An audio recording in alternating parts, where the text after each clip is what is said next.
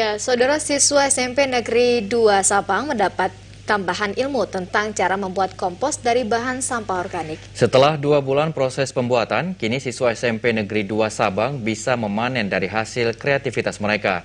Bahkan hasil karya SMP ini kini mulai dipasarkan ke beberapa usaha tanaman bunga. Setelah hampir 2 bulan pengumpulan aneka sampah organik yang kebanyakan berupa daun kering, mereka kini bisa memanen pupuk organik atau kompos. Proses pengumpulan, pemisahan, memanen hingga pengemasan kompos pun mereka telah mahir. Dari hasil pupuk organik ini mereka juga sudah mulai mendapatkan pemasukan sejak tahun 2020.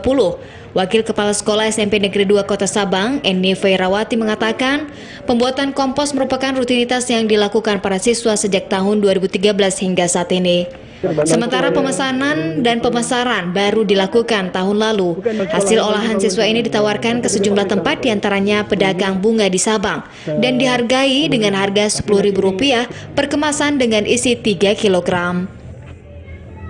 Kegiatan kami rutin, kami membuat kompos dari sampah-sampah. Coba lihat aja lingkungan sekolah kami kan yang luas begini, banyak-banyak pohon, itu banyak kali memang sampah, setiap hari sampah daun itu berlimpah. Sangat banyak sampah daun, makanya kami berinisiatif bersama dengan para guru dan siswa untuk membuat kompos. Ditambahkan hasil penjualan biasanya dipergunakan bagi kas sekolah yang dipergunakan untuk kebutuhan pembuatan kompos selanjutnya. Fasilitator komposting Afwan Pasaribu menjelaskan, tahapan pembuatan pupuk organik cukup sederhana, yakni dengan memanfaatkan sampah dedaunan di sekolah dan ditambah sejumlah materi lainnya. Menurutnya untuk 1 tong menghasilkan 5 plastik kompos dengan ukuran 3 kg per kemasannya. Sementara dalam sekali panen bisa mencapai 15 kg. Untuk durasi waktu panennya yang benar-benar siap adalah 5 minggu. Namun untuk pemakaian sendiri bisa 3 hingga 4 minggu. Alhamdulillah anak-anak antusiasnya.